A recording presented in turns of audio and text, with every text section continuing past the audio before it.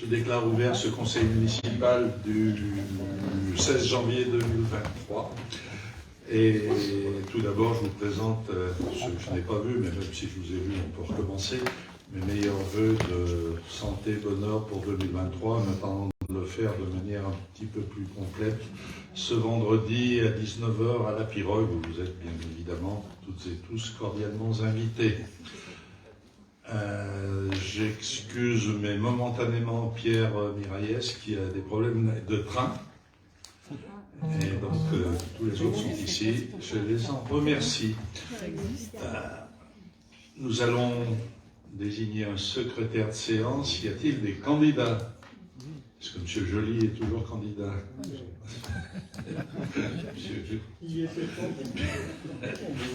Bien, qui est pour Franck Joly soit secrétaire de séance, qui s'abstient, qui est contre, je vous en prie. Tu t'abstiens ou tu es contre? Un contre. Approbation du compte-rendu de la séance du 12 décembre 2022. Avez-vous des observations à formuler sur ce compte-rendu, des précisions à souhaiter? Des précisions? Pas de remarques? Qui est pour l'approbation du compte-rendu tel qu'il a été rédigé? Qui s'abstient? Qui est contre? Je vous en remercie. Je me rends l'ordre du jour. Merci. Décision prise en application de l'article L 2121-22 du CGCT. Je vais passer la parole à Blandine Monfray. Monfray, pardon. Donc, comme on le fait régulièrement, on va faire un point sur les investissements qui ont eu lieu sur la dernière période de 2022 avant de présenter de façon plus en détail le budget au mois de mars. Donc je vais reprendre les dépenses en investissement qui ont lieu entre le 12 octobre 2022 et le 31 décembre 2022. Donc à l'opération informatique mairie, il y a eu 176,40 €, donc qui est du petit matériel de bureau. En voirie, il y a eu en dépenses 27 864 €, qui correspond surtout à des études. À l'opération 48, donc les acquisitions foncières, là on a un solde négatif de 1415,21 €. Il s'agit en fait simplement des régularisations suite à des actes d'achat qu'on a fait avec la notaire. L'opération matériel signalétique, bâtiments et voiries, donc un montant de 2310 €, donc c'est pour des lanternes piétons notamment. L'opération matériel service technique pour 351,71 €, donc du petit matériel. L'école élémentaire pour 6273 €, notamment pour le mobilier de la nouvelle classe à l'école élémentaire. Au restaurant scolaire, 2587 € pour des chaises. À la sécurité, 6910 €, notamment pour la vidéo, pour les études vidéosurveillance. L'opération travaux du parc pour 13 815,48 €, donc ça c'est pour tout ce qui est motorisation des portails.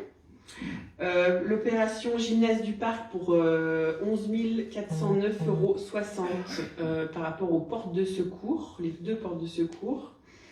L'opération espace culturel pour 727,51 €, donc qui correspond à un poste de coffret pour les prises. Les opérations donc, travaux bâtiment mairie pour 1754,76 €, donc ça c'est pour de l'informatique. Aménagement urbain pour 49 962,30 €, toujours pour les études. Donc, notamment l'étude de requalification urbaine du centre.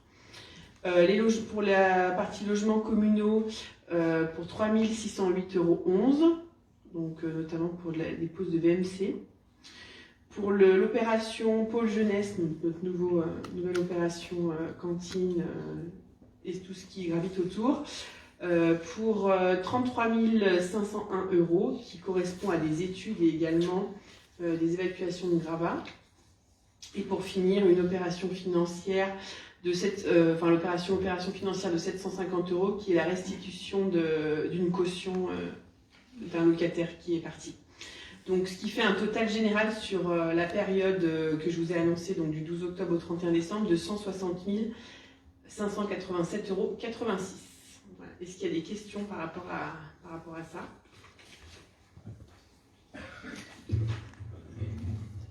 Alors, bonne année à tous. Concernant les gravats, tu sais à quoi ça correspond exactement? Je vais te le dire tout de suite. En fait, c'est vrai que ça peut paraître anachronique que ça soit jumelé avec ce projet, d'enlever des gravats avant qu'on ait initié le projet.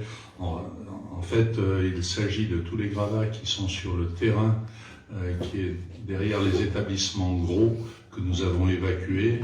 C'est l'entreprise Mutin qui les a évacués avec les bois qui étaient derrière, qui avaient été stockés là, et pour lequel nous nous sommes engagés à rendre le terrain lisse, plat, puisque nous avons un projet d'échange avec les établissements gros.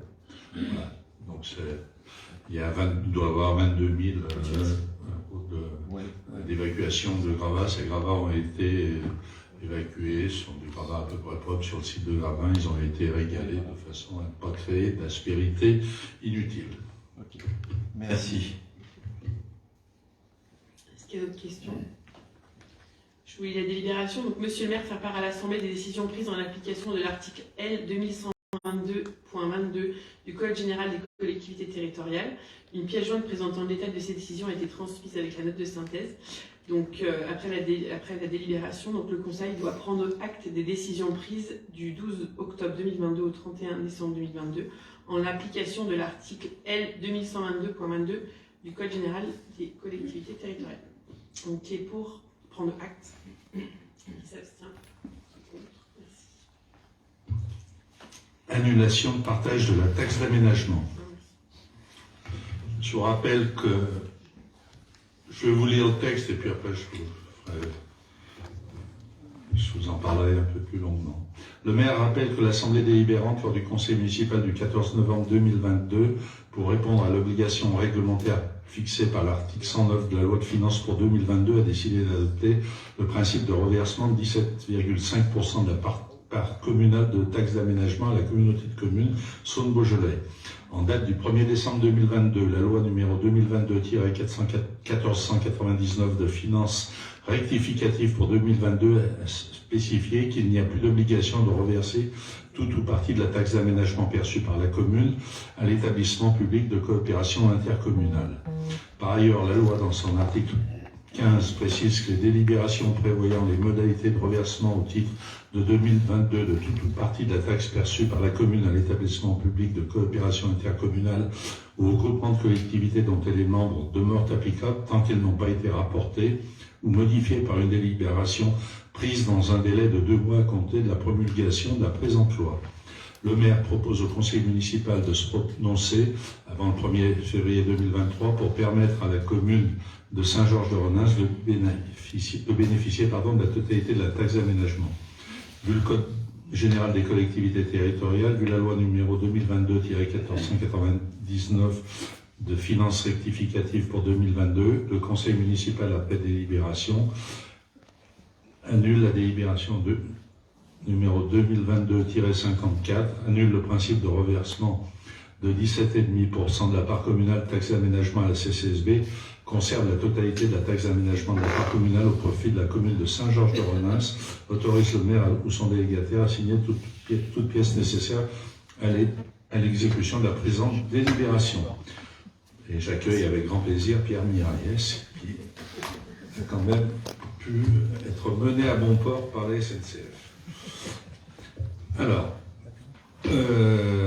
la taxe d'aménagement concerne toutes les constructions, les autorisations de construire que nous accordons pour des pétitionnaires qui nous payent une part de taxe d'aménagement qui, je vous le rappelle, peut être variable sur le territoire de la commune. Nous avons décidé dans certains secteurs en jeu de mettre une taxe d'aménagement supérieure à ce qu'elle peut être de manière générale sur le territoire de la commune. Ces taxes d'aménagement doivent nous permettre de réaliser des équipements publics de façon à pouvoir accueillir un peu mieux les nouveaux pétitionnaires, les nouveaux arrivants. Donc, de manière, ça a remplacé ce qui était avant la taxe locale d'équipement et qui portait d'autres noms. Et chaque fois que quelqu'un construit quelque chose, que ce soit une maison individuelle, un immeuble ou autre, eh bien, il paye cette taxe d'aménagement. La loi de 2022 avait décidé de transférer une partie de la part communale de taxe d'aménagement à l'EPCI, c'est-à-dire à la CCSB pour ce qui nous concerne. Ce taux avait été retenu à 17,5% et on nous avait dit que cette loi nous obligeait à prendre une délibération avant la fin de l'année pour reverser les 17,5% de cette part communale de taxe d'aménagement à la communauté de communes. La communauté de communes prenait une délibération d'ores et déjà, je crois qu'elle a été prise au mois de juillet, si mes souvenirs sont bons, dans ce sens, en indiquant que toutes les communes devaient délibérer dans le même sens par délibération concordante. Ce que nous avons fait le 14 novembre 2022. Je ne vous cache pas que lors de cette délibération à la CCSB, j'étais intervenu pour dire que c'était un petit peu dommage qu'on nous prenne une part de notre taxe d'aménagement, car nous avons des besoins sur la commune, d'autant plus que cette loi de finances rendait l'application de cette décision rétroactive au 1er janvier 2022. Ça veut dire que sur les 100% de la taxe d'aménagement, la commune ne recevait plus que 82,5%, y compris en 2022. Ça avait aussi pour effet incident d'inciter la commune à augmenter d'autant la taxe d'aménagement pour avoir la même ressource, ce qui est une démarche possible. En revanche, elle n'aurait pas été possible sur 2022. Donc, beaucoup de maires sont intervenus auprès des législateurs, auprès des députés, des sénateurs, de façon à rouspéter un petit peu sur ce sujet. Il semblerait que certains aient été entendus, puisque au Congrès des maires, il a été annoncé que cette taxe d'aménagement, ce reversement de la taxe d'aménagement pouvait être revu, et notamment le texte pouvait être amendé et changer le terme « doivent reverser » par « peuvent reverser » une partie de la taxe d'aménagement, ce qui est sensiblement différent. Aujourd'hui, nous sommes dans la situation suivante, c'est que ce texte a été adopté le 1er décembre 2022, publié au journal officiel, d'ailleurs le 1er décembre, donc il devient exécutoire, et en fait, la taxe d'aménagement peut être reversée, la part de 17,5% peut être reversée à la communauté de communes, et ne doit pas l'être, mais elle peut l'être. Ça veut dire quoi? Le texte que je vous ai lu également donne un délai de 2 mois pour revenir sur cette décision. Ça veut dire que si au 1er février, on n'a ou pas voté ou confirmé notre décision, 17,5% seront reversés à la communauté de communes. Dans le cas contraire, nous bénéficierons, y compris depuis le 1er janvier 2022, de 100% de la part communale de la taxe d'aménagement. Alors c'est vrai que ça pose plusieurs problèmes. Le premier, c'est qu'il avait été décidé par la CCSB que ce montant de taxe d'aménagement allait alimenter un fonds de concours qui aurait profité aux différentes communes, sauf les deux qui ne bénéficient pas de ce fonds de concours un peu spécial, qui sont Saint-Georges-de-Renins et Belleville en Beaujolais, puisqu'on avait dit, c'était un fonds de 350 000 €, on avait dit que nous, on laissait les petites communes en bénéficier, mais là, ça nous faisait double peine, puisqu'on allait payer et pas en bénéficier, alors d'autres en bénéficiaient. Pour être complet sur alors aujourd'hui, donc le problème se pose de savoir si on va contre cette décision ou pas, ce qui nous met dans une position pas trop difficile, mais un petit peu quand même. Ça a l'air de vouloir dire qu'on veut récupérer ces 17,5% au détriment des communes qui allaient bénéficier du fonds de concours. Donc ça ne se fera pas, puisque le fonds de concours sera quand même restera à un niveau à peu près équivalent au niveau de la CCSB, ce qui est plutôt pas mal. En revanche, il y a une nouvelle disposition qui a été prise par l'État de dire que pour les communes qui acceptaient de reverser une part communale de leur taxe d'aménagement à la communauté de communes, ils auraient en 2023 une DGF augmentée d'autant. Alors c'est vrai qu'on pourrait dire, bon, on reste comme on est, et comme ça on aura la DGF va être améliorée de façon à ce qu'on n'ait pas de perte. En fait, on touche la même chose et la communauté de communes, ça lui donne plus de ressources pour aider les autres communes, ce qui n'est pas négligeable. En revanche, on sait très bien que lorsqu'il y a un reversement de ce type, l'engagement, il a une durée qui est celle que veulent bien accorder les services de l'État. Il n'y a souvent pas de revalorisation, donc ça veut dire que 17,5% de 100, aujourd'hui ça fait un chiffre, mais 17,5% de 200, ça fait 2 fois plus. Donc on ne sait pas si les services fiscaux nous redonneront le complément. Et puis au bout du compte, le 17,5%, quand on a mis le doigt dans un engrenage, il peut passer à 20, 25. Donc ça veut dire que c'est quand même une situation délicate dans laquelle nous sommes. Lors du comité consultatif des maires de la semaine dernière, j'ai indiqué que la commune de Saint-Georges-de-Renens proposerait à son conseil, enfin que le maire proposerait à son conseil l'annulation du partage de la taxe. Alors, il n'y en a pas beaucoup qui vont regarder d'un seul œil, un ou deux seulement. Donc c'était bon, j'ai amélioré mon score. Mais je crois que les gens ont compris, le président le premier, les gens comprennent qu'effectivement, et d'ailleurs il y a d'autres communes qui ont décidé de faire comme nous, dont des communes qui bénéficieront du fonds de concours. Voilà. Je vous ai peut-être tout dit. Si je ne vous ai pas tout dit, les questions sont ouvertes. En fait, moi, je demande que nous revenions à 100% de la taxe d'aménagement pour la commune de Saint-Georges en annulant notre délibération. À l'époque, on s'est précipité parce qu'on avait le couteau sous la gorge. On nous disait que si on ne votait pas avant le 31 décembre, on ne bénéficierait plus de la taxe d'aménagement. Donc ça motive aussi. Voilà. Avez-vous des questions à poser? Oui. Les 17% représentent quelle somme? Pour l'année 2022, c'est 32 000 € environ.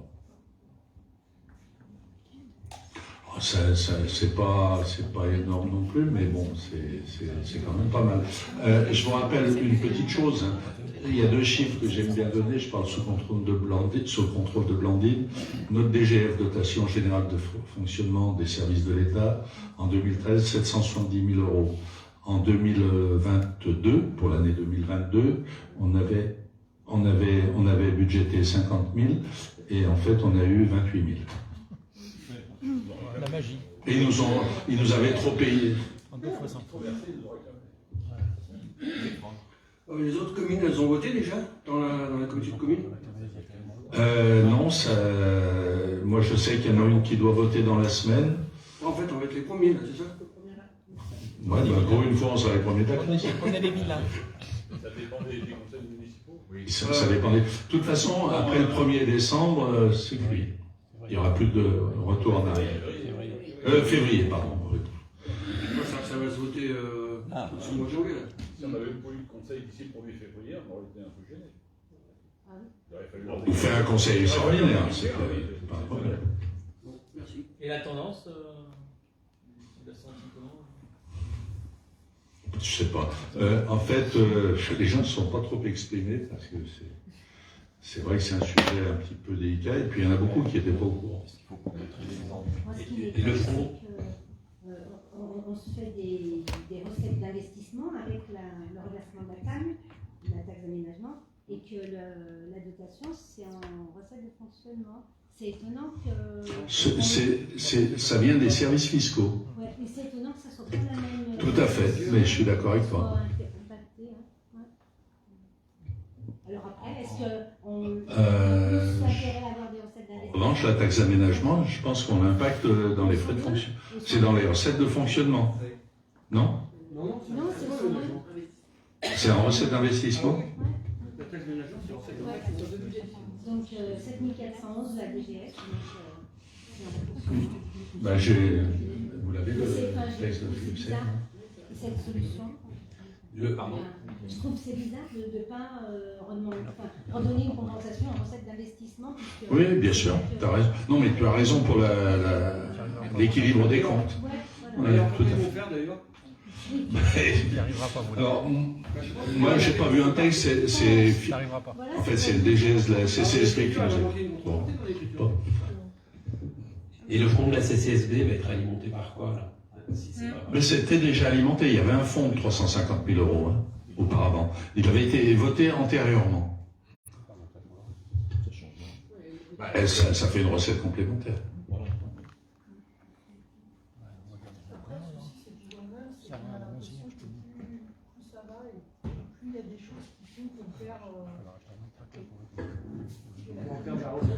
Que la commune, en fait, plus ça va, on voit tout au long des années, quand on vote, on a souvent des choses où il faut qu'on donne à la communauté de communes et on perd beaucoup d'indépendance en tant que commune. On a l'impression un peu, alors je ne sais pas si c'est une volonté de l'État, mais qui nous pousse lentement vers la sortie pour créer des gros, enfin que ça soit tout géré, parce qu'on en entend souvent parler, qu'il reste que des communautés de communes, des EPCI, et puis au final, plus de communes, quoi. Donc une perte de services de proximité auprès pour Saint-Georges-les-Renémois, et puis pour les autres villages aussi. Et c'est plutôt ça aussi qui m'inquiète.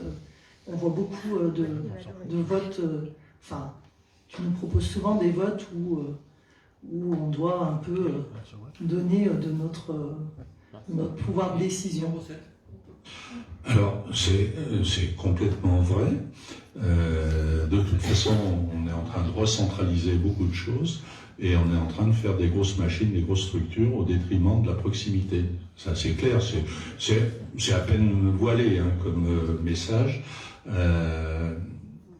Ce qu'il faut, c'est que les communes aussi résistent. Elles ont le droit de résister, elles ont le droit de... par exemple, là, il y a une décision à prendre. Je pense que si on veut aller dans le sens que tu dis, de ce qui est la tendance, ben effectivement, on dira, bon, gardez la taxe, la part communale, la taxe d'aménagement à 17,5%, puis nous, on sera compensé ailleurs. Ben alors, en investissement, en fonctionnement, peu importe.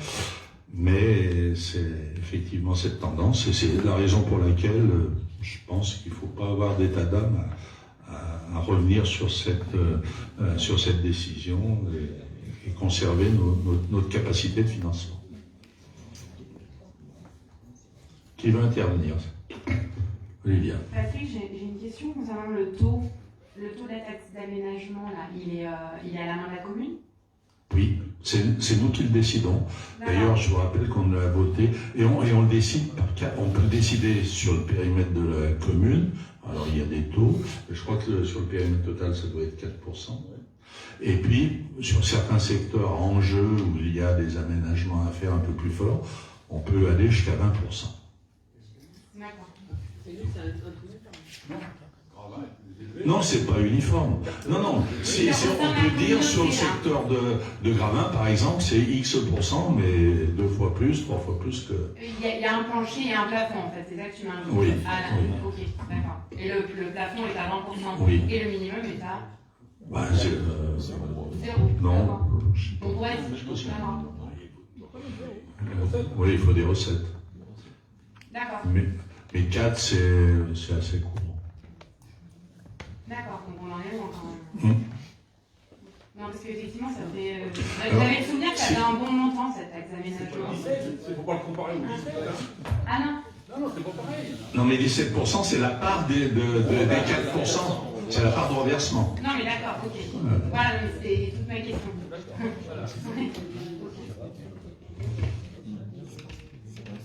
Oui, c'est là. Oui, d'accord, le taux de la commune est à 4%, c'est ce qui est constaté, et effectivement, on nous revient de 7% de ces 4%.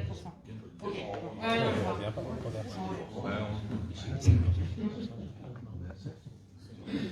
On a des secteurs à 7, mais aujourd'hui, compte tenu des enjeux pour la commune, ce chiffre, il faudra peut-être l'augmenter sur certains secteurs. Oui, ben, c'est ma question sous-jacente. Et ça, c'est nous qui en décidons. D'accord. Mais si ça ne revient plus, effectivement... Mais non, mais il n'est pas question que ça ne revienne plus. Oui, mais ça, j'ai bien compris. Là, sur la délibération de ce soir.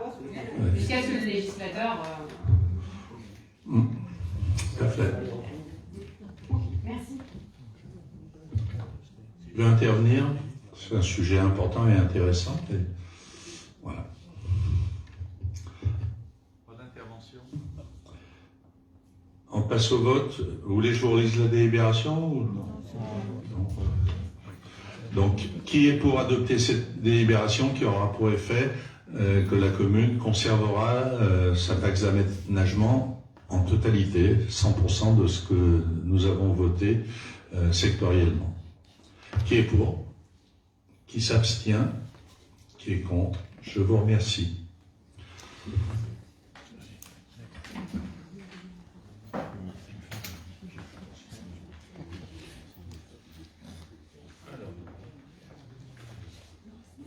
Convention fossé parcelle B687.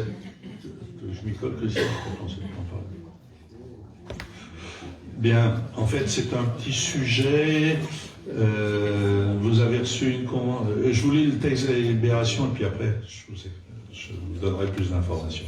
Le maire a exposé à l'Assemblée qu'il convient d'établir une convention d'entretien du fossé appartenant à la commune de Saint-Georges-de-Renens et longeant la parcelle B687 que M. Jérôme Rosier cultive. Cette convention a pour objectif de préciser les modalités d'entretien du fossé ainsi que les droits et obligations de chacune des parties. Le projet de convention a été transmis avec la note de synthèse et le conseil municipal autorise le maire à signer cette convention. En fait, Jérôme Rosier est propriétaire de cette parcelle de terrain qui jouxte un fossé ou une parcelle que nous possédons, que vous voyez entouré de rouge, le long de l'autoroute. Et ce fossé qui part depuis, on va dire, au niveau de la station d'épuration, mais côté ouest de la commune par rapport à l'autoroute, va jusque à peu près, on va dire, au lac de Boitray. Et c'est vrai qu'il est un petit peu encombré par des ouais, le marais, ouais, et par des arbustes, des ronces, un peu tout un tas de choses. Et puis lui, ça le gêne un petit peu. Sur son terrain, notamment pour des problèmes d'ombre et puis pour ses bêtes, mais bon. Voilà, donc il nous suggère, alors, d'un côté ça nous arrange parce que ça nous évite de faire cet entretien, et de l'autre côté, lui ça l'arrange aussi, donc il va mandater quelqu'un pour faire ses coupes de bois, sachant que la contrepartie de l'intervention, c'est que ceux qui feront les coupes garderont le bois pour un usage personnel. Nous, ça nous évite d'aller débroussailler et nous serons même contraints peut-être de faire la même opération un petit peu plus loin, de façon à ce que les écoulements puissent être facilités et alimenter ce marais de Boitray. Ça fera partie d'ailleurs de l'étude que nous avons qui commence. On est sur la fin du schéma directeur d'assainissement pour le poste assainissement, et maintenant c'est pour le poste ruissellement des eaux, qui est un poste important en matière de prévention des inondations, et puis surtout bénéfices que nos systèmes hydriques peuvent apporter aux marais et peut-être aussi un peu au lac. Voilà, avez-vous des questions à poser? Vous avez lu la convention, elle est très simple.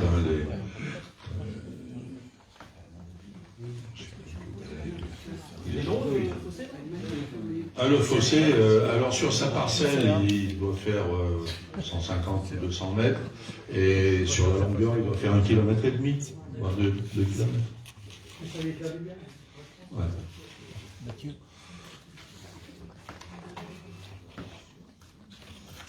Avez-vous des questions? Pas de questions? Êtes-vous pour m'autoriser à signer cette convention et accepter cette délibération? Et pour donc vous, qui s'abstient, qui est contre? Je vous remercie. Subvention DETR 2023, Blandine. Alors, je vais vous lire la délibération qui est assez parlante, et puis après, on développera si des questions. Monsieur le maire expose que le restaurant scolaire nécessite une rénovation complète permettant d'assurer la rénovation thermique et la pérennité de ce bâtiment. Par ailleurs, ce bâtiment considéré comme une véritable passoire énergétique affiche un coût de rénovation beaucoup trop élevé. Il est préférable de le déplacer et de construire un bâtiment neuf répondant à toutes les nouvelles règles énergétiques en vigueur. C'est dans cette optique qu'une opération a été lancée par la commune concernant les travaux de construction d'un nouveau restaurant scolaire répondant aux dernières normes énergétiques. Ce type d'investissement entre dans le champ des opérations éligibles à la dotation d'équipement des territoires ruraux au titre de l'année 2023. Le coût estimatif des travaux s'élève à 2 millions d'euros hors taxes et concerne les travaux suivants. Donc, petite coquille, c'est construction nouvelle du bâtiment qu'il faut dire. Donc, c'est vraiment que pour la construction de la partie cantine. Donc, le plan de financement proposé s'établit comme suit. Donc, coût des travaux, 2 millions d'euros hors taxes. Subvention sollicitée au titre de la DETR 2023, 1 600 000 euros hors taxes. Fonds propres sur le budget primitif 2023, donc 20%, 400 000 euros. Donc, ce qui fait bien un total de financement de 2 millions d'euros hors taxes. Donc, après délibération, le conseil municipal devra donner son accord pour la réalisation de l'opération d'investissement 2023 présentée ci-avant et les plans de financement correspondants. Sollicite l'autorisation de démarrage des travaux avant l'obtention de la subvention. Donc voilà, est-ce qu'il y a des questions par rapport à ça? Oui. Le coût de 2 millions comprend le bâtiment, comprend après tout l'aménagement intérieur, c'est une vue de ce que ça va coûter en réalité une fois tout fini avec les aménagements. C'est à 10% près.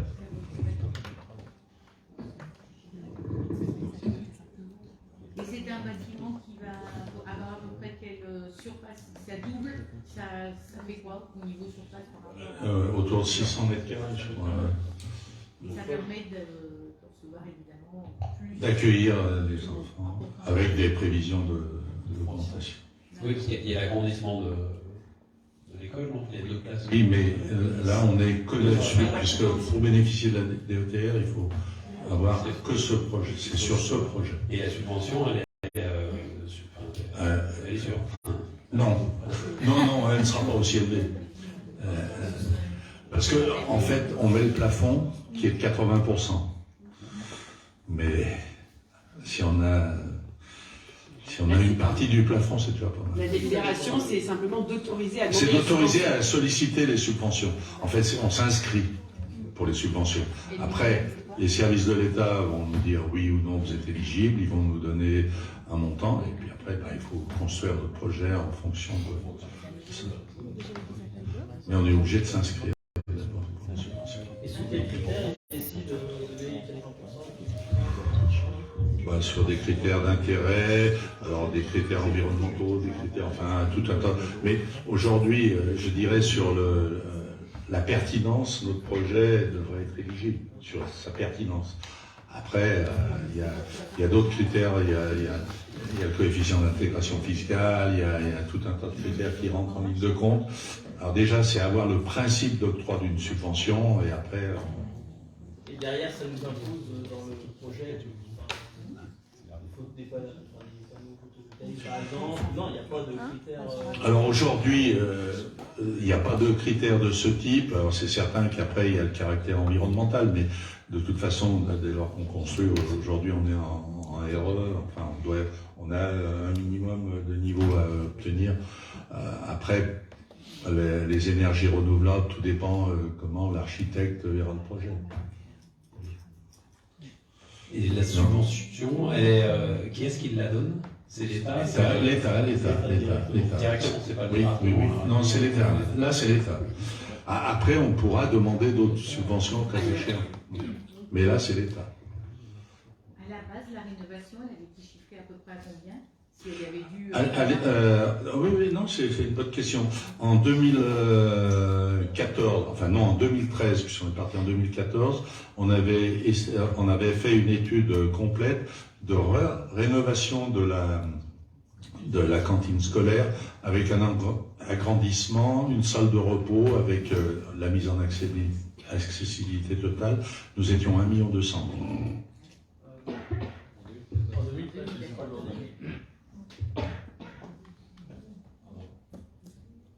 Oui. Pour revenir sur la dimension, ça fait une augmentation de surface de quel ordre? Ou alors on va le dire autrement, c'est pour accueillir combien de personnes à la cantine à peu près? On peut en accueillir 400. D'accord. Donc ça fait une augmentation au minima de 50% de Pas tout à fait. Pas tout à fait. Pas tout à fait. Ok. Et avec les salles de repos? Non, puisqu'on essaiera de... On va le gérer différemment. D'accord. Oui. Ok. Donc là, visiblement, le projet avance bien, puisque le terrain, il y a des... Il avance bien, oui. pas à notre vitesse souhaitée, mais il avance. Mais il avance. Ouais, on va pas faire cocorico tout de suite. Oui, oui, donc il y a des solutions normalement qui sont en décision.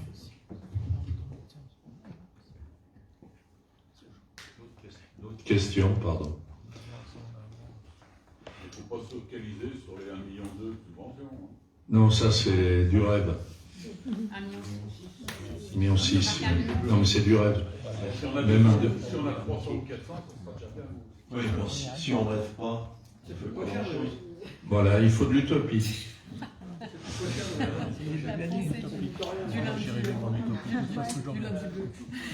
D'autres questions? Eh bien, je vous propose de passer au vote. On a lu la délibération. Normalement, c'est toi qui dois faire voter. Donc, qui est pour cette délibération? Qui s'abstient? Qui est contre? Merci. Tarif de location de l'espace culturel. Alors là, je vais vous faire un petit numéro de trapéziste. Vous avez dû entendre parler du coût de l'énergie. Vous avez dû entendre dire qu'il se passait des choses et qu'il y avait une pression sur les prix de gaz et d'électricité. Donc je vais faire un petit point. À ce jour, nous avons renégocié notre contrat gaz. Alors vous allez dire qu'on est des mauvais négociateurs, puisque d'habitude, lorsqu'on renégocie quelque chose, c'est pour avoir mieux. Eh bien là, non, c'est pas pour avoir mieux, c'est pour avoir pareil et bien plus cher. Notre contrat a été résilié fin d'année 2022 et nous avons, Maurice, ça devait être les derniers jours de 2022, négocié, signé le contrat à partir du 1er janvier 2023. Alors, pour le gaz, je parle du gaz, puisque nous nous chauffons au gaz dans beaucoup de sites, notamment cette mairie. C'est pas le plus énergivore, mais quand même. Et nous avons signé, allez, je vais vous donner une approximation, le coût va être multiplié par 2,39, allez, on va dire 2,40. Ça veut dire que le budget gaz que nous avions imaginé à 40 000, je crois, il va finir à 70 000. Et à fin juin, puisque nous avons signé un contrat de 6 mois, on ne pouvait pas signer plus, on sera en gros à 86 000, 88 000 euros. Donc ça fait quand même une augmentation extrêmement sensible. À ce jour, le gaz fluctue, il diminue même. Donc on espère qu'à la fin de la période de chauffe, eh bien, on pourra renégocier le contrat dans de meilleures conditions, mais ça n'est pas certain. Le rayon de soleil, c'est que ça va nous obliger à gérer mieux nos espaces, à avoir des gestes un peu plus responsables, que ce soit au niveau communal, la mairie, l'espace culturel, les écoles, le pôle associatif, le restaurant scolaire. En revanche, pour chauffer la soupe, on va la chauffer à la même température. Donc voilà, on aura des dépenses qui seront importantes. Ce qu'on espère, c'est quand même gagner un peu sur les kilowattheures et consommés. Voilà pour le chauffage. malheureusement, l'électricité suit le même chemin. Alors jusqu'à présent, on n'a pas trop à se plaindre puisque les prix n'ont pas flambé à fin décembre.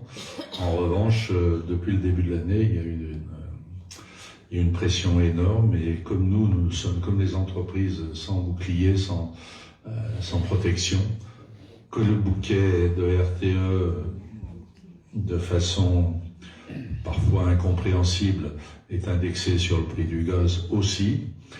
Ça veut dire que le mégawattheure d'électricité, eh bien, il est passé il était à 42 € en 2020-2021, à 150 fin 2021, et puis là, il va joyeusement aux 1000 €. Alors, vous avez entendu parler de la pression sur certains métiers, notamment les boulangers, les restaurateurs, ceux qui sont assez énergivores. Alors, il y a effectivement des actions de la région qui visent à aider ces entreprises, ce qui est quand même une excellente initiative. Oui, d'accord, mais enfin c'est mieux que zéro. Mais on espère qu'il y aura des... Ça va modifier. Pardon ? Il y a des aides, mais c'est incompréhensible. Je vous promets de vous laisser la parole dans 5 minutes. Et donc, voilà, c'est quand même une situation qui est préoccupante et ennuyeuse. Et dans nos budgets 2023, eh bien, nous allons, pour lesquels nous commencerons à travailler, enfin, je donnerai la parole à Blandine qui vous donnera les dates des réunions, je pense. Nous allons construire ce budget. Bon, l'année 2022 va se clôturer gentiment et je pense que nous serons pas mal par rapport à ce qui se passait antérieurement. En revanche, 2023 va devenir préoccupant. C'est la raison pour laquelle on avait imaginé que l'espace culturel et puis les salles que nous louons, qui sont des équipements lourds, avec du chauffage au gaz et avec des CTA, des centres de traitement d'air, des centrales de traitement d'air qui consomment de l'électricité, nous avions songé pouvoir faire une réadaptation de ce chiffre. Alors, je vous rappelle qu'aujourd'hui, pour une location de la grande salle, si la location est gratuite, donc ça concerne les associations ou des gens qui louent la salle par ailleurs une première fois et ils payent 200 € de chauffage. Le rafraîchissement, c'est 100 €. Pour la petite salle, c'est 100 € et 40 € de rafraîchissement. Et pour la salle de réunion, 80 € et puis pas de rafraîchissement. Alors c'est vrai que ces chiffres sont forfaitaires, ils ne tiennent pas compte d'une consommation réelle et nous allons avoir un impact certain prochainement. Alors moi, ce que je vais vous proposer, compte tenu de la difficulté d'appréhender ces postes de manière simple, alors si on augmente le chauffage pour les locations gratuites, le même impact sera reproduit sur les locations payantes, bien évidemment. Donc ça induira effectivement un surcoût pour chacun. Si bêtement je disais aujourd'hui le chauffage au gaz c'est 200 € de coût parce que c'est le surcoût qu'on applique, eh bien si compte tenu du contrat que nous avons signé à 2 fois 4, ça fait 480 €, ça commence à faire cher. Donc ce que je vous propose, c'est que je vais laisser la discussion libre et je vais aussi vous proposer peut-être de reporter d'1 mois cette décision quand on aura un peu mieux apprécié les budgets 2023 et quand on aura fait une analyse un peu plus précise sur les consommations de ces bâtiments. Voilà. Mais ce qui est souhaitable, c'est que chacune et chacun d'entre vous soit conscient de ces enjeux qui sont extrêmement forts. Alors on est une commune, on est une collectivité, c'est vrai que le poste combustible, le poste énergie n'est pas le poste le plus important, c'est pas celui qui est le plus prégnant, mais il faut bien considérer qu'on a des efforts mentaux à faire pour nous adapter à ce type de situation et qu'il y a des gens qui sont des entreprises qui sont en péril à cause de de ce phénomène. Donc je pense qu'il est important que tout le monde sache et fasse savoir que c'est pas supportable de poursuivre dans cette voie. D'autant plus que si on prend le plan de l'électricité, on est quand même indépendant à au moins 60-70%, enfin presque à 100%, puisqu'il y a les autres énergies, mais déjà le nucléaire nous aide beaucoup. Et il n'est pas très logique que les coûts de l'électricité soient aussi élevés. En ce qui concerne le gaz, effectivement, nous n'avons pas de gaz, mais bon, après on peut se poser les questions des approvisionnements de gaz traditionnels que nous avons et qui sont remplacés aujourd'hui malheureusement par des gaz de schiste. On pense qu'on veut du gaz de schiste, mais je vous rappelle que son extraction est interdite en France pour des raisons environnementales. Après, chacun pense ce qu'il veut, chacun imagine ce qu'il veut, mais ce sont des sujets dont il faut tenir compte et qu'il faudra peut-être aborder objectivement si on veut faire une transition énergétique qui soit la plus responsable possible. Chacun peut donner son avis et doit donner son avis. C'est pas nécessairement le cas aujourd'hui. On subit plus qu'on ne dirige et c'est un petit peu dommage. Et quand un mois avant l'échéance du contrat, Antargaz nous résilie le contrat, c'est quand même pas terrible sur le plan des comportements, même si c'est prévu, si c'était une échéance normale. C'est pas une échéance anormale, mais quand même, ça aurait mérité un entretien plus de proximité avec ces gens-là. Voilà, j'ai fait le tour et j'espère que vous allez vous exprimer pour vous dire ce que vous pensez de ce que je viens de dire, au moins.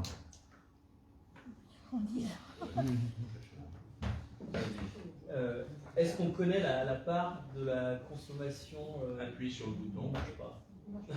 Tu veux parler Des économies d'énergie. Ouais, ça commence ici, ouais.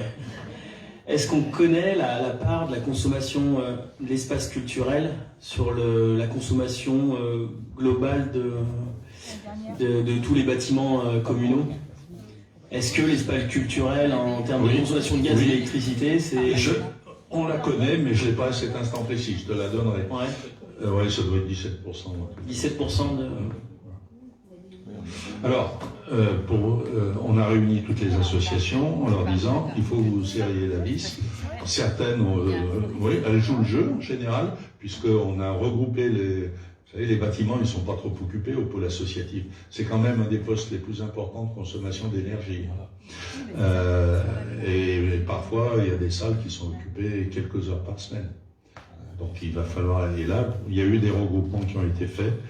Et là, on tient un peu le bon bout. Ça va peut-être permettre d'amortir le choc. Et aussi aux gens de prendre conscience. On a pris des mesures, je vous en avais parlé déjà. Les températures sont bornées un peu partout en fonction des occupations, hein, les week-ends. Mais ce qui n'empêche pas les gens de baisser, de manipuler le radiateur s'ils en ont envie quand ils s'en vont. D'éteindre la lumière quand on quitte une salle, etc., etc. Au pôle associatif, ouais. Enfin, ça a coûté 3 000 à 4 000 euros. D'accord, ben tant mieux. Tu vois, tu y arrives quand tu veux. Est-ce qu'on n'en profiterait pas pour revoir le prix des autres locations en fait Je me dis, vu qu'on va revoir le prix de l'espace culturel, il y a sûrement aussi d'autres salles qui nécessitent peut-être un réajustement. Alors, aujourd'hui... L'espace culturel, c'est que 17%, je me dis qu'effectivement, ça réglera. Alors, aujourd'hui, en fait, l'activité commerciale, elle n'est que sur l'espace culturel. Ailleurs, on ne les loue pas, les salles. Hein, à part la salle Pierre Moissonnier, mais bon, c'est un épiphénomène. C'est pas les plus chers. Chevalier, oui, parce que Chevalier impacte. 140 ou 150 euros la location. Oui, mais le chauffage, ça doit coûter. C'est sur la dimension de prendre en considération, en fait. Responsable. Oui, bien sûr. Et l'idée serait d'augmenter le tarif des locations, pas uniquement les tarifs du chauffage. Non. Alors, je vais prendre un exemple. Si je dis le chauffage de l'espace culturel, c'est 200 euros. Bon, je ne vais pas appliquer 500, ça serait trop. Mais si on dit on applique 300, 350, à ce moment-là, on augmente d'autant la location. Ce qui est logique. Parce qu'il est inclus dedans. C'est pas un poste à part dans les locations de salle.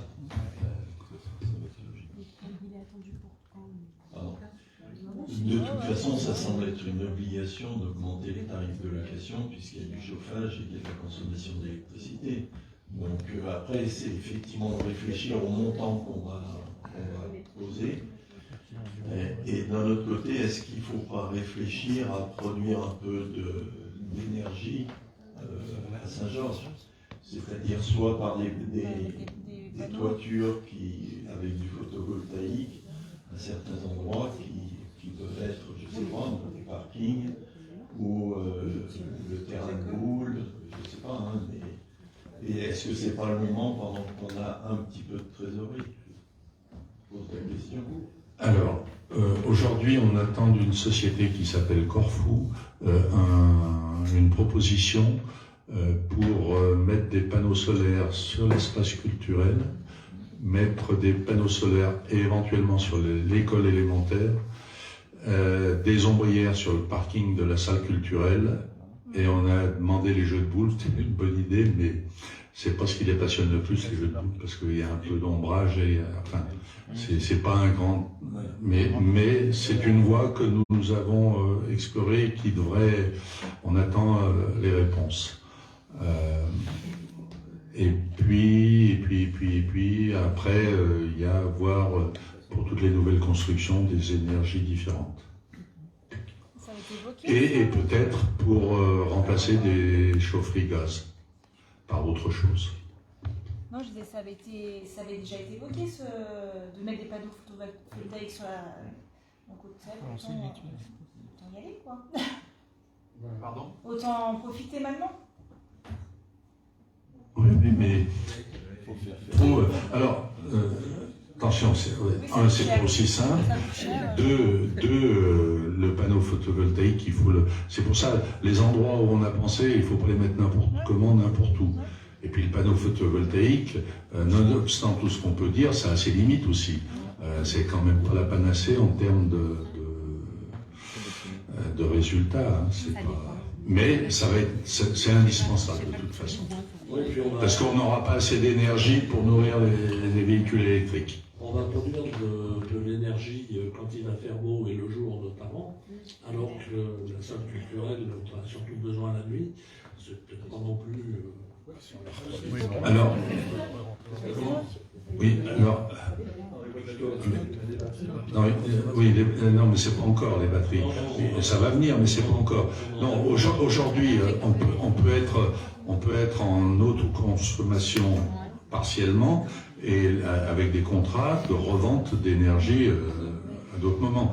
En fait, il vaut mieux que ce soit RTE qui fasse l'équilibrage des réseaux. C'est pas à nous de le faire. Par contre, j'avais une question.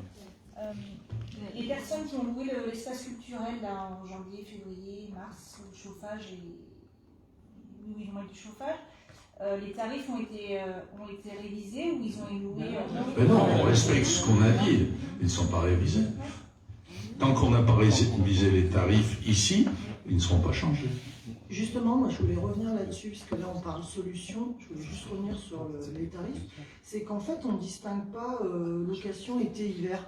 Donc si on regarde bien, si tu prends une location, on va dire payante, la personne dans les 800 €, si j'ai bien compris, c'est inclus le chauffage ou le rafraîchissement. Mais si par exemple elle la loue pour 800 € l'hiver, bah, c'est gagnant, puisque finalement le chauffage est à 200. Par contre si elle la loue l'été, c'est à 100, donc si on augmente, est-ce qu'on n'en profiterait pas pour faire un tarif Après, on ne sait jamais, parce que les saisons, des fois, tu peux mettre du chauffage au mois de juin et pas en mettre au mois de mars.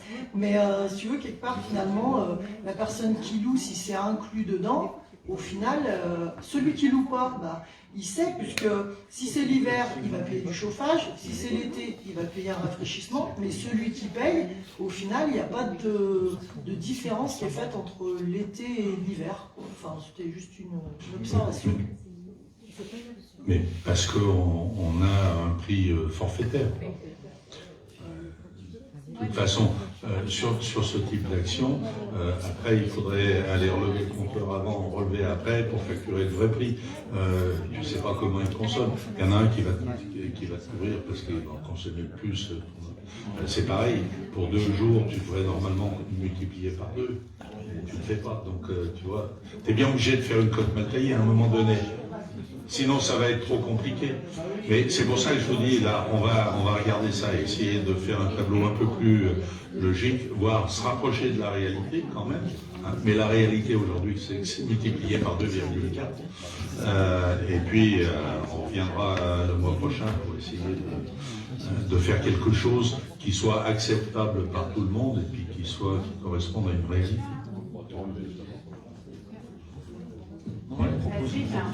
On n'a pas de possibilité d'avoir un petit peu, enfin, en termes de gaz, il n'y a pas la consommation type liquide, enfin, à la demi-heure, là. Non, on l'a pas. C'est Gaspard, oui. Ils l'avaient pas, ils l'ont pas.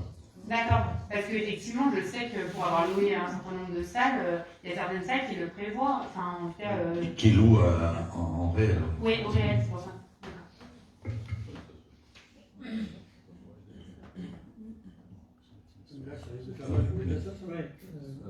Oui, mais oui, tout à fait. D'un autre côté, elle avait fait pas. Responsable, et en fait, on ne peut pas faire un tour. Parce que tout a un coût en fait, et les gens, tant que tu leur fais pas payer, ils ne se rendent pas compte en fait. Voilà. Il faut que les gens soient responsables, c'est vrai. Ça peut faire partie de la... Bien. Avez-vous d'autres choses à dire sur ce sujet? Oui, on le reporte. Bon, d'accord. Parce que moi je trouve, encore donc, pour la salle, enfin pour les qualités de salle qu'on loue, les tarifs sont quand même pas très élevés. Quand on regarde la grande salle, je vois maintenant donc chaque fois qu'il y a, par exemple, je sais pas moi, une classe de construit ou des concerts qui se font, ils disent vous avez une super salle, quoi. C'est pas cher. Donc il y a un moment, il faut aussi qu'on soit dans le tarif du marché, quoi. Tout à fait. Ouais, mais alors, je sais, c'est vrai qu'on parle si on reporte, mais juste pour proposer de travailler, est-ce qu'on. Parce que ce qui serait logique, c'est d'augmenter uniformément pour tout le monde. Et est-ce qu'on ne pourrait pas, par exemple, plus faire augmenter le hors Saint-Georges, par exemple, et moins. Parce que ce qui me fait sincèrement peur, moi, c'est pour les assos, surtout. C'est que aujourd'hui, bon, 800 €, c'est pas cher, c'est sûr pour la salle de la Saône, ça c'est certain. Le souci, c'est qu'aujourd'hui, une association, c'est déjà beaucoup de frais en fait pour organiser une manifestation.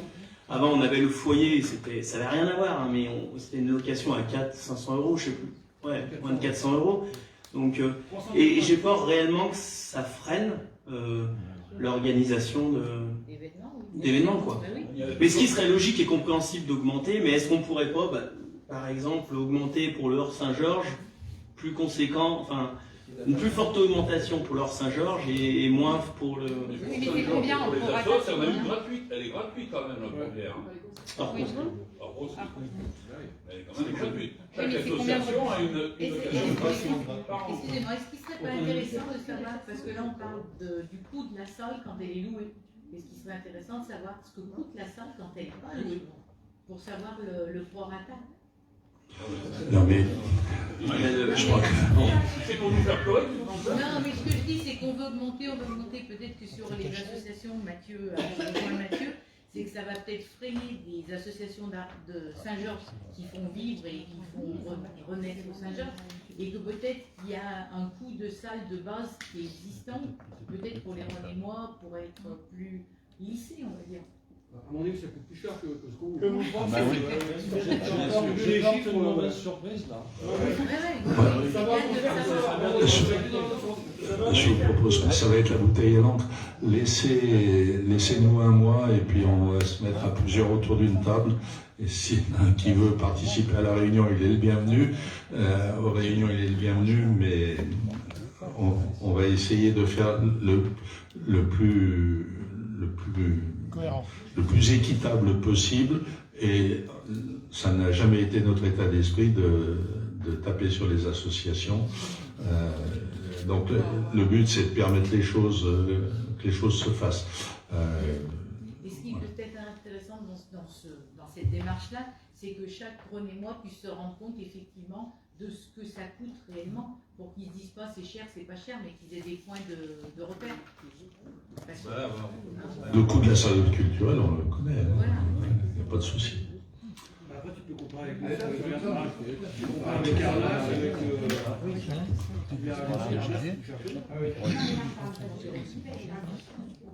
Bien, je vous propose de clore ce sujet, pour aujourd'hui, et puis on en traitera la prochaine fois. Nous en arrivons aux questions diverses. Je vous rappelle que ce vendredi, je vous l'ai dit, il y a les vœux du conseil municipal, donc je vous invite à y participer, du conseil municipal et du conseil communal des enfants. D'ailleurs, à ce propos, si quelqu'un veut en dire deux mots. Alors oui, du conseil, oui. Donc oui, on a cet après-midi, donc c'est passé le deuxième conseil communal des enfants, avec surtout une mise en commun de un compte rendu. Chaque commission, il y a 3 commissions pour rappel, donc commission sécurité, commission environnement, commission solidarité sociale. Ces 3 commissions distinctes s'étaient réunies, et du coup, lors de ce conseil de cet après-midi, il y a eu présentation de différents projets et un vote des projets retenus en fait. Donc pour que chaque commission se réunisse et travaille sur les sujets retenus. Voilà, pour que derrière ils puissent venir nous présenter au conseil municipal du mois de mars, qui sera le vote du budget. Pour venir présenter leur projet avec des devis et puis demander des sous. Donc voilà, on les payera en gaz. Il y a eu plein de débats, c'était assez sympa, c'était pas forcément d'accord, loin de là, il y en a qui se chatouillaient même, donc voilà, les projets ont été retenus et puis ils seront présentés lors du mois de mars. Merci. Je rebondis sur les prochaines dates pour préparer le budget notamment. Donc prochain conseil, ça sera le 27 février où il y aura lieu le débat d'orientation budgétaire, donc qui doit se faire un mois avant le conseil du vote du budget. Pour la commission finance, je vous enverrai des convocations, mais déjà je peux vous dire les dates. Donc le mardi 28 février à 18h30 aura lieu la commission finance pour la partie fonctionnement. Le mardi 7 mars à 18h30 pour l'investissement de la commune.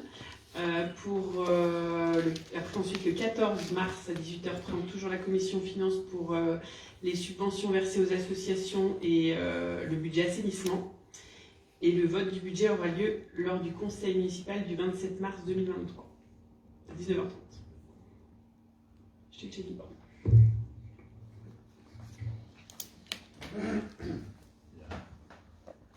Florence. Alors, au niveau des associations, donc samedi dernier, donc le 16 janvier, il y a eu l'Assemblée Générale extraordinaire du comité des fêtes, suite à la démission de Madame Vandrietch Eliane. Donc un nouveau bureau a été élu, donc c'est une présidente qui est toujours au bureau.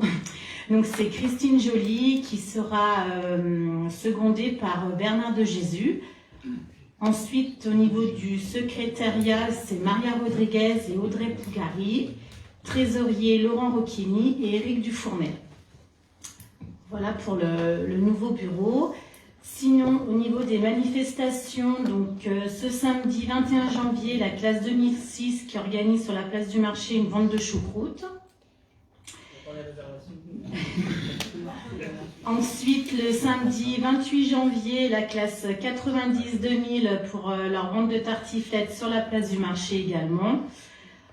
Ensuite, nous arrivons au week-end du 4 et 5, donc où Saint-Georges sera en fête. On reprend notre traditionnel week-end des conscrits. Donc l'interclasse M3 va honorer le village tout ce week-end. Donc par ailleurs, vous avez dû tous recevoir une invitation au niveau du conseil municipal pour participer à la remise de la clé. Donc n'oubliez pas de rendre une réponse au plus vite. Ensuite, donc ça, j'ai oublié.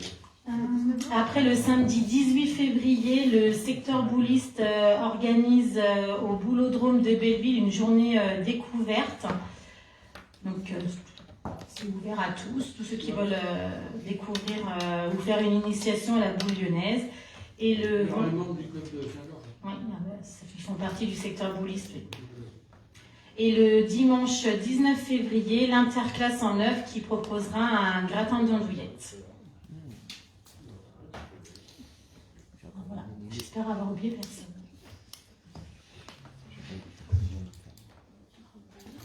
Merci. Juste une petite information sur la grève du 19, donc jeudi prochain. Tous les enseignants de maternelle sont grévistes, tout le personnel des ATSEM est gréviste, donc l'école maternelle sera fermée le jeudi. Pour l'école élémentaire, sur les 13 classes, il n'y aura que 2 enseignants absents. Nous sommes en dessous des 25% d'enseignants absents, donc on n'est pas tenu de faire un service minimum. C'est les enseignants eux-mêmes, donc les autres enseignants qui prendront les 2 classes en charge, tout simplement. Voilà, pour la grève des 19. Il y aura pour tous les élèves d'élémentaire, il y aura toujours la cantine au restaurant scolaire. Très bien.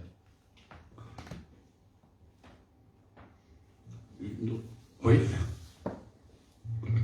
Je voulais savoir où on en était du renouvellement de l'éclairage. Le renouvellement d'éclairage de la commune, c'était prévu? Déjà une première information sur le renouvellement, alors c'est pas le renouvellement directement, c'est sur l'extinction éventuelle de l'éclairage la nuit. Aujourd'hui, sur l'ensemble de la commune, on doit avoir de l'ordre de 800 à 900 points lumineux. On a à peu près 70 armoires qui commandent tous ces points lumineux. Et sur ces armoires-là, on en a une petite dizaine qui sont équipées aujourd'hui d'horloges astronomiques. Donc on doit continuer une étude un peu plus approfondie pour savoir lesquelles on fera éteindre éventuellement, parce qu'on ne peut pas faire d'abaissement, on peut faire soit éclairer, soit éteindre. Donc du style, la nationale, on ne peut pas l'éteindre. La nuit, il faut la laisser éclairer toute la nuit. Mais sur les bois secondaires, on va réfléchir, on va discuter en petit comité pour voir si on peut faire l'extinction. Alors ça sera quartier par quartier. On sollicitera éventuellement les référents, enfin pas éventuellement, on sollicitera les référents de quartier et on en parlera aux habitants des quartiers, savoir s'ils souhaitent une extinction de 0 à 6 heures du matin ou de 23 heures à minuit. Mais sachant qu'il faut quand même malgré tout pas éteindre trop tard et puis quand même rééclairer assez tôt le matin, ne serait-ce que pour les enfants qui utilisent les transports en commun, qui vont au collège, il ne faut pas qu'ils marchent dans l'obscurité totale. Pour ce qui est de la performance, la mise en LED de l'ensemble de la commune, les dossiers sont tous partis, sont aussi d'air aujourd'hui. On est encore en train de travailler, on devrait avoir des informations dans les prochains jours. Mais on doit équiper tous les 800, enfin pas tous les 800, parce qu'il y en a quand même malgré tout 200 à peu près points qui sont déjà en LED, mais tout le reste, il faudra les équiper en LED. Et à partir de là, on aura une possibilité de travailler. Si on extrapole, on pourra travailler pratiquement point par point. Et là, on pourra faire de l'abaissement. C'est plus pertinent. C'est-à-dire que certaines, on n'éteint pas complètement, mais on descend de 50% l'éclairage. Dans les gros postes, on voit le parking de la Pirogue qui est éclairé toute la nuit. Ça, c'est un des premiers trucs qu'il faut qu'on éteigne à partir de 23h et qu'on rallume qu'à partir de 7h du matin. Et ça, c'est à l'étude. C'est pas facile parce qu'il y a Montchervet avec. Donc il y a les écoles. Voilà, l'incidence typique du parking. Il y a déjà il n'y a pas que les éclairements. Rien que le fait de passer en LED, ça fait une économie sensible. C'est un projet d'1 million d'euros, quoi. Subventionné par le CIDER, aidé par le CIDER. D'autres questions?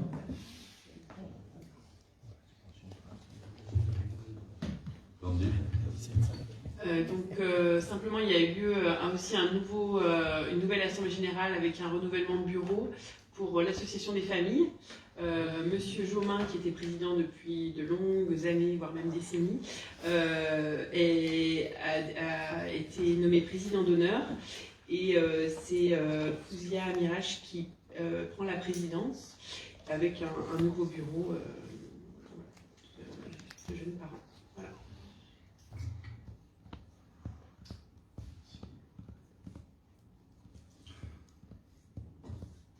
Pas d'autres questions. Notre prochain conseil aura lieu le 27 février 2023. C'est ça. Et bien, je vous remercie. Je vous souhaite une excellente soirée. Je déclare clos ce conseil du 16 janvier 2023. Je vous remercie pour votre participation très active. Nous